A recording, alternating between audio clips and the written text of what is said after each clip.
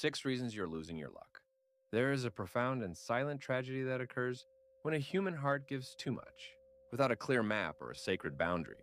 In our modern, fast-paced society, especially in the West, we are conditioned from childhood to believe that being nice is the highest moral achievement.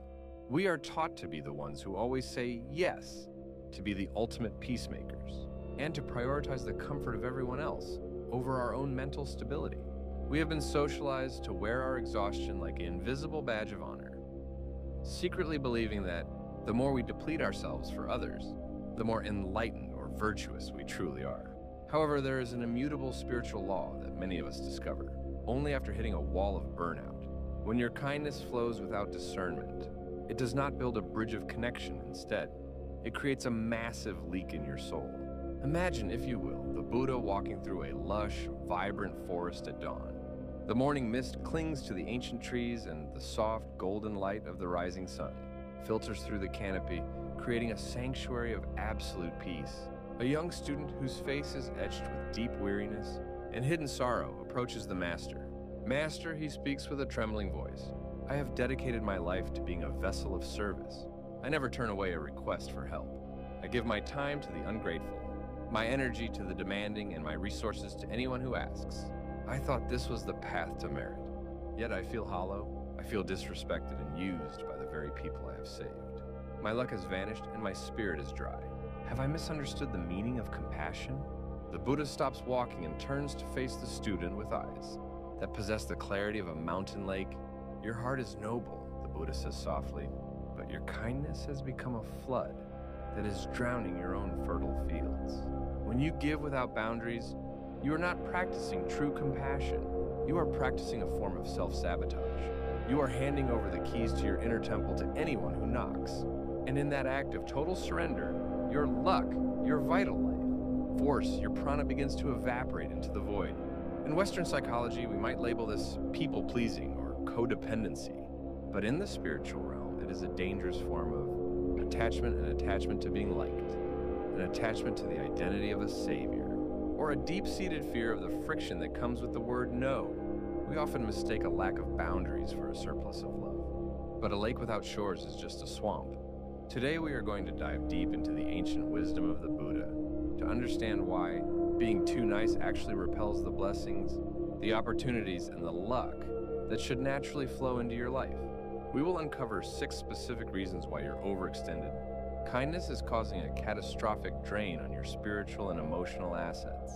This journey is not about becoming cold, cynical, or selfish. Rather, it is about becoming fiercely compassionate. It is about learning to guard the flame within you so that it can burn bright enough to actually guide those who are lost, instead of flickering out in a wind that was never yours to stop. Prepare your heart to listen. You have carried the weight of the world on your shoulders for far too long, trying to fix lives that are not yours to lead. It is time to reclaim your energy. It is time to learn the sacred art of drawing a circle around your peace, and understanding that your first and most holy responsibility is to the light that dwells within you. If you do not value your own soul, the world will treat it with the same disregard.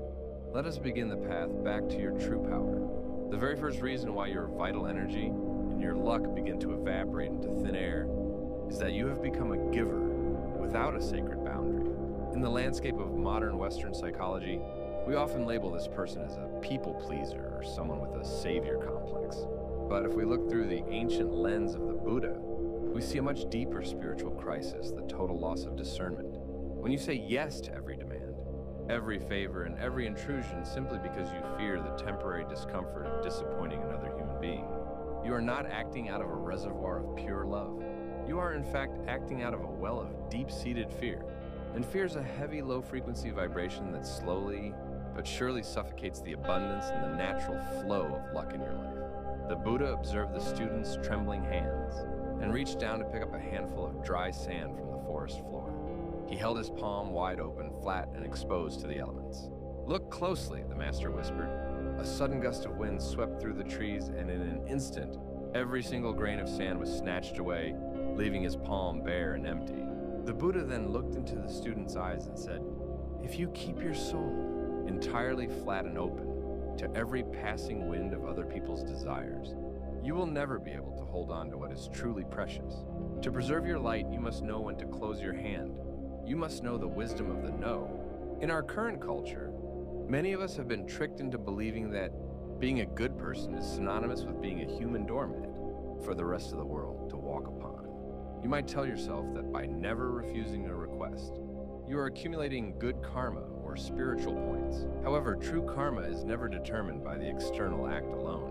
It is determined by the internal intention and the vibration of your heart. If you are helping someone while feeling a secret sense of resentment, exhaustion, or bitterness boiling underneath your skin, you are not creating positive merit. Instead, you are projecting a jagged energy of lack and victimhood into the universe. You are telling the cosmos that your own time, your own peace, and your own life are essentially worthless compared to the whims of others. When you lose the ability to say no, your yes becomes completely sterilized of its power. It becomes cheap, expected, and eventually invisible. The people around you, even those who mean well, will unconsciously begin to treat your kindness as a legal debt you owe them, rather than a sacred gift you have chosen to bestow. They stop feeling the vibration of gratitude because they no longer see your sacrifice. They only see your infinite availability. This creates a parasitic dynamic where your vital life force is being harvested by those who refuse to do their own soul work, leaving you spiritually bankrupt and physically drained. To reclaim the luck that has been stolen from you, you must realize that no is not an act of war. It is an act of supreme self-respect. It is a holy boundary that serves as a firewall for your soul. By being firm, by being discerning, and by honoring your own limits, you immediately stop the energetic leak that has been draining your life. You begin to shift your frequency from a target for exploitation to a vessel of integrity. As you start to honor your own boundaries, you will notice a miraculous shift in your environment. The takers will naturally drift away, frustrated by their inability to feed on your light, and you will begin to attract high-frequency individuals who respect your time and value your presence as a rare treasure. Remember, the sun provides life to our entire solar system, yet it maintains a distance of 93 million miles to ensure its own fire isn't extinguished by the very things it nourishes. You must learn to do the same. If you do not respect your own boundaries, the universe has no choice but to follow your lead. Silence the fear of rejection and activate the power of your sacred no. The second reason your vital luck and spiritual resonance are flatlining is that you have fallen into the seductive trap of the martyr complex. In the modern Western world, we are often gaslit into believing that self-sacrifice is the ultimate proof of love. We celebrate the person who skips their own meals to feed others, the one who ignores their own chronic pain to serve a friend, and the individual who burns their own house down just to keep someone else warm for a single night. We are conditioned to think that putting ourselves last is a direct ticket to heaven. But from the enlightened perspective of the Buddha, this is not a holy act. It is a profound misunderstanding of the laws of energy. Compassion that excludes yourself is not compassionate. All it is, a form of spiritual violence masquerading as virtue. The Buddha noticed the student's hollow cheeks and the way his shoulders slumped under an invisible burden. He pointed to a deep stone, well nearby, that had served the village for generations. "Tell me," the master asked, "if this well decided to give every drop of its water to the surrounding trees, without ever allowing the underground springs to refill its depths, what would happen?" The student replied, "The well would eventually dry up, master." The Buddha nodded gravely. "And once the well is dry, not only can it no longer save the thirsty traveler, but the very trees it tried to protect will wither, because the source of their life has vanished. A giver who does not protect their own well-being is like a dry, well, a hollow echo of service that eventually leads to the death of the spirit." In the high-pressure environment of American life, we often view self-care as a luxury or a sign of weakness. We feel guilty when we rest, and we apologize for having basic human needs. But every time you sacrifice your essential health, your necessary sleep, or your mental sanctuary to satisfy the demands of another, you are sending a loud, clear signal to the universe. You are vibrating at the frequency of "I do not matter." You're literally telling the cosmos that your existence is secondary, a mere footnote in the lives of others, because luck is a living energy that seeks out those who value life. It cannot find a home in a person who treats their own soul as a disposable resource. By neglecting yourself, you create a spiritual vacuum and the abundance that was meant for you simply passes you by, looking for a vessel that respects its own value. Consider the energetic quality of the help you provide when you are running on empty. When you are exhausted, resentful, and physically depleted, the kindness you offer is no longer pure. It is tainted with the vibration of your suffering. Even if you hide it behind a forced smile and a happy-to-help attitude, the underlying energy is heavy, dark, and toxic. The recipient of your sacrifice might feel your hidden resentment as a strange, unexplainable guilt, which often leads them to act out or become ungrateful. This is the great paradox of the martyr. The more you sacrifice yourself, the more you drive away the very love and gratitude you are desperately seeking. You're not building a legacy of light, you're building a monument to bitterness. This internal friction shatters your aura and repels the luck that requires a harmonious environment to settle. To stop this hemorrhage of your luck, you must embrace the radical truth that your first and most sacred duty is to tend to the fire of your own soul. In the West, we often use the analogy of the airplane oxygen mask. You must secure your own mask before helping the child next to you. This is not a selfish instruction, it is a law of physics and a law of the spirit. When you prioritize your own meditation, your own nutrition, your own rest, and your own joy, your internal well begins to overflow. Then, when you reach out to help another, you are not giving away your life force, you are giving from the surplus of your abundance. You are giving pure water from a deep recharge spring. This kind of giving is magnetic. It heals the giver and the receiver simultaneously, and it aligns you with the high-frequency flow of universal luck. You are no longer a victim of your own service. You are a master of your own light. Stop the senseless sacrifice and start the sacred nourishment. Your luck will only return when you decide that you are a life worth saving first. The third reason your spiritual luck and vital resonance are leaking away is that you are repeatedly pouring your sacred energy into a black hole of ingratitude. In the modern psychological landscape of the West, we often talk about energy vampires, individuals who take, consume, and demand without ever offering a pulse of appreciation in return. You might believe that continuing to help someone who never says thank you is the ultimate test of your saintly patience. You might think that by giving to those who treat your kindness as a basic utility, like electricity or water, you are building an extraordinary mountain of merit. But the Buddha's wisdom reveals a much harsher truth. When you give to those who refuse to acknowledge the gift, you are not building merit. You're participating in the destruction of the natural cycle of abundance. Ingratitude is not just a character flaw, it is a spiritual blockage that stops the flow of luck in its tracks. The Buddha looked at the student and pointed to a patch of hard, dry clay where nothing could grow. He then took a jar of pure, clear water and poured it onto the parched surface. Instead of soaking in to nourish roots, the water simply sat on top for a moment before evaporating into the hot air, leaving the ground as cracked and barren as before. "Look at this soil," the master said. "Gratitude is the softness of the earth that allows the water of kindness to enter and create life. But ingratitude is the hardened clay. If you keep pouring your life's water onto a heart that refuses to soften with appreciation, you are wasting the nectar of the heavens. The water is gone, the earth is still dry, and the giver is left thirsty. This is how your luck is squandered on those who cannot value it. In American society, we are often socialized to be nice at all costs. Even when people are disrespectful or entitled, we feel a strange pressure to keep giving to family members, friends, or colleagues who view our efforts as their right rather than our choice. But every time you provide a service, a loan, or emotional labor to someone who does not value it, you are devaluing the divine energy that flows through you. You are essentially telling the universe that your most precious assets, your time and your heart, are worth zero. Luck is a vibration of high value and mutual respect. When you stay in a dynamic where your value is ignored, you align yourself with the frequency of unimportance. Consequently, the universe stops providing you with high-level opportunities because you have demonstrated that you are willing to settle for a life of being ignored. Consider the spiritual mechanics of a thank you. In the realm of energy, gratitude is the completion of a circuit. When you give, energy moves out from you. When the receiver acknowledges that gift with sincere appreciation, a pulse of energy returns to you, completing the loop and strengthening your aura. This is the flow that keeps your luck alive and growing. However, When you give to an ungrateful person, the circuit remains broken. Your energy goes out, but nothing comes back. Over time, your energy field becomes jagged and depleted. You begin to feel used, bitter, and unlucky. This isn't a coincidence, it's a direct result of being a part of a broken circuit.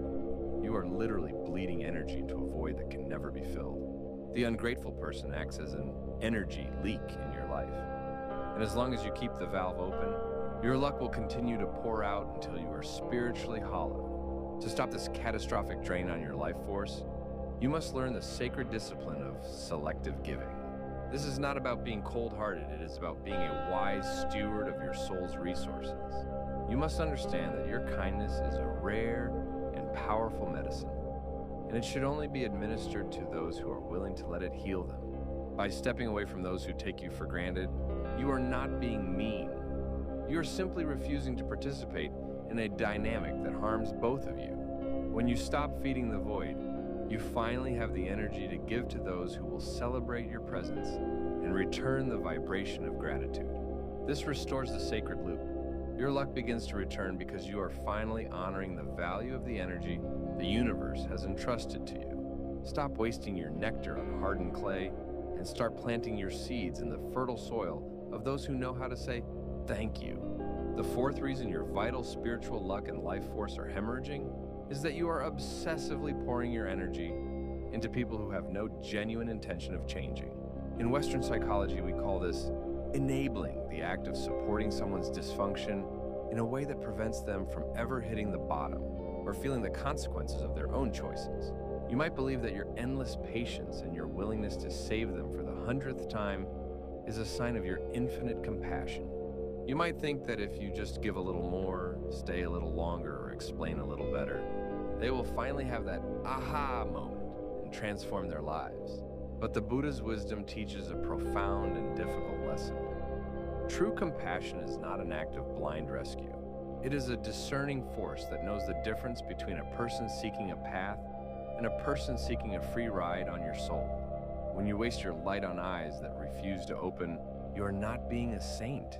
You are being an accomplice to their stagnation, and you are draining the very luck that was meant to fuel your own evolution. The Buddha looked at the student and pointed toward a muddy pond where several lotus buds were struggling to reach the surface. "Observe the lotus," the master said quietly. "The lotus grows from the mud, but it must have the internal will to rise toward the sun. If you were to dive into the mud and try to pull the bud upward with force, you would only snap its stem and destroy its potential. Some buds are not yet ready to rise. Some choose to remain in the mud for reasons only their own soul understands. If you spend all your days in the mud trying to lift those who will not lift themselves, you will eventually drown in that same mud, and your own flower will never bloom. This is how your luck is sacrificed on the altar of a change that is not yours to make. In the goal-oriented and fix-it culture of America, we often feel a massive burden to save everyone around us. We see a struggling friend or a toxic family member, and we make it our personal mission to fix them. We offer endless advice, we pay their debts, we listen to the same complaints for years, and we wonder why we feel so unlucky and exhausted. The spiritual truth is that every individual has their own karmic lesson to learn. When you constantly step in to soften the blow for someone who refuses to take responsibility for their own life, you are actually stealing their growth. You are interfering with the universe's curriculum for that person. Because you are working against the natural laws of growth and consequence, you create a friction in your own life. This friction is what feels like bad luck. You're trying to swim upstream against the current of another person's soul, and it is leaving you spiritually depleted and physically broken. Understand the vibration of a change-resistant relationship. It is an energy of stagnation. When you link your life force to someone who is committed to their own misery, their low-frequency vibration acts as a heavy anchor on your spirit. You begin to feel stuck in your own career, your own health, and your own creative pursuits. This is not a coincidence. Your luck is being anchored down by a dynamic that has no forward movement. Luck requires the energy of flow and momentum. If you are tethered to a person who refuses to move, your own momentum is halted. You are essentially volunteering to stay in the mud with them. The universe cannot bring you new, high-vibration opportunities because your hands are too busy trying to pull someone up who has already decided to stay down. You are wasting the gold of your spirit on a lead foundation that refuses to transform. To reclaim the brilliance of your luck, you must practice the compassion of letting go. This is perhaps the hardest lesson of all. It involves realizing that you cannot be the source of another person's transformation, only they can be that source. By stepping back and allowing them to face the weight of their own choices, you are actually offering them the highest form of respect. You are acknowledging their power to change themselves. This act of detachment stops the drain on your energy. Suddenly, you have the resources to invest in your own path, your own dreams, and your own healing. This creates a sudden, powerful surge in your luck because your energy is finally being used for creation instead of maintenance of a dying dynamic. Stop trying to open eyes that are intentionally shut. Save your light for your own journey and trust that when someone is truly ready to see, the universe will provide the light they need, and it doesn't have to be yours. The fifth reason your spiritual luck and vital momentum are vanishing is that you have remained in environments where your extraordinary kindness has been downgraded to a common expectation. In the modern Western world, we often encounter a toxic culture of entitlement, a psychological state where individuals believe they deserve your time, your labor, and your emotional energy without any requirement for mutual respect. You might think that by staying in these lopsided relationships, you are demonstrating the ultimate form of Buddhist patience or humility. You might tell yourself that a true practitioner should be like a mountain, unbothered by whether they are appreciated or ignored. But the Buddha's wisdom offers a vital correction while you should remain unattached to praise. You must never allow your divine essence to be treated as a cheap commodity. When you stay where your presence is merely expected rather than celebrated, you're slowly eroding your own soul's value. Luck, which is a frequency of high vibration, cannot exist in a place where value has been deleted. The Buddha looked at the student and pointed to a magnificent white lotus that had been plucked from the pond and thrown onto a busy, dusty path. Travelers walked by, stepping over it, some even trampling its petals into the dirt without a second thought. "Look at this flower," the master whispered. In the pond, its beauty was a sacred teaching. But on this path, it is merely a nuisance under the feet of the hurried. The flower is not changed, but its environment has stripped it of its dignity. If you place your heart in the middle of a busy road where people only seek to walk over you to get to their own destinations, do not be surprised when your colors fade and your fragrance disappears. This is how your luck is crushed by the weight of other people's indifference. In American culture, we are often told to tough it out in toxic jobs, draining friendships, or ungrateful families. We feel a strange sense of guilt if we walk away, fearing that we are being difficult or unsupportive. But the spiritual reality is that energy is highly sensitive to context.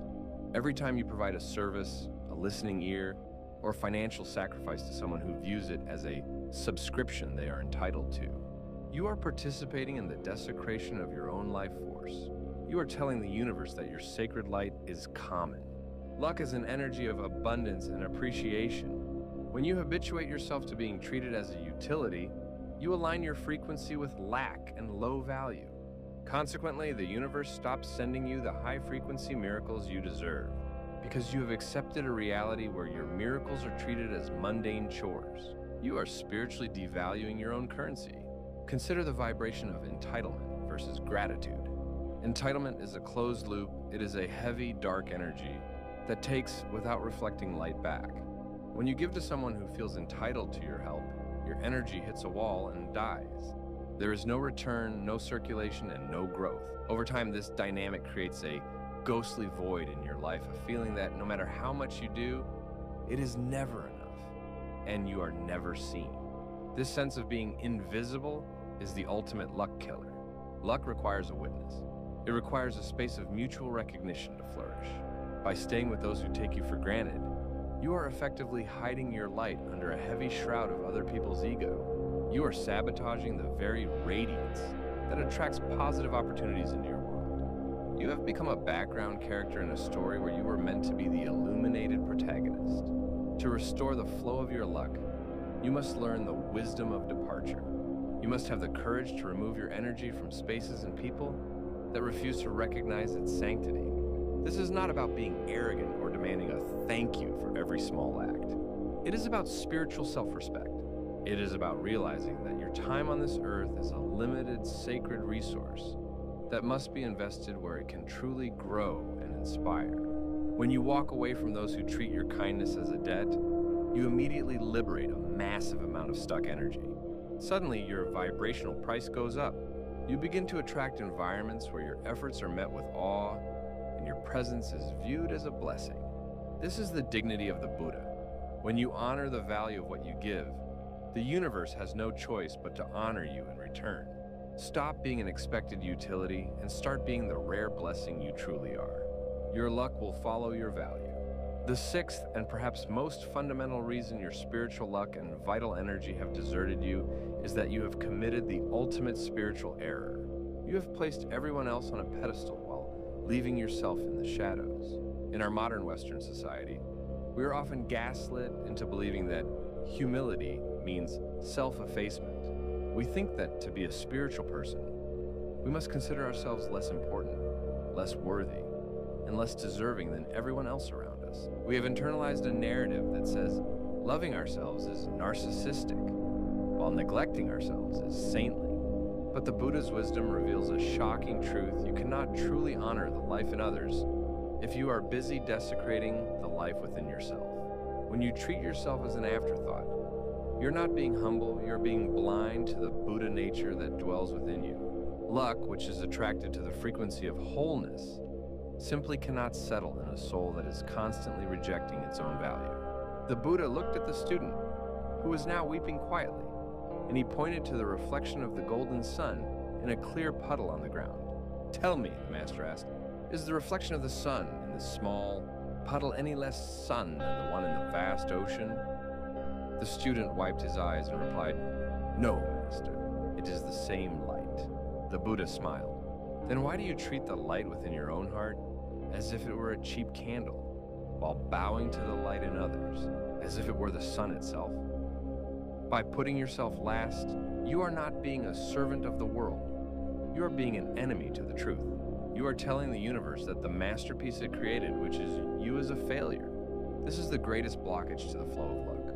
You are closing the gates of your own temple. In the competitive and often judgmental environment of American life, we are conditioned to seek our value from external sources: our jobs, our bank accounts, or the approval of our peers.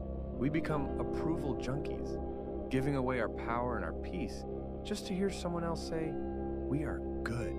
We neglect our health, our dreams, and our inner silence to satisfy a world that will never be fully satisfied. But every time you push your own needs to the bottom of the list, you are emitting a powerful frequency of self-disregard.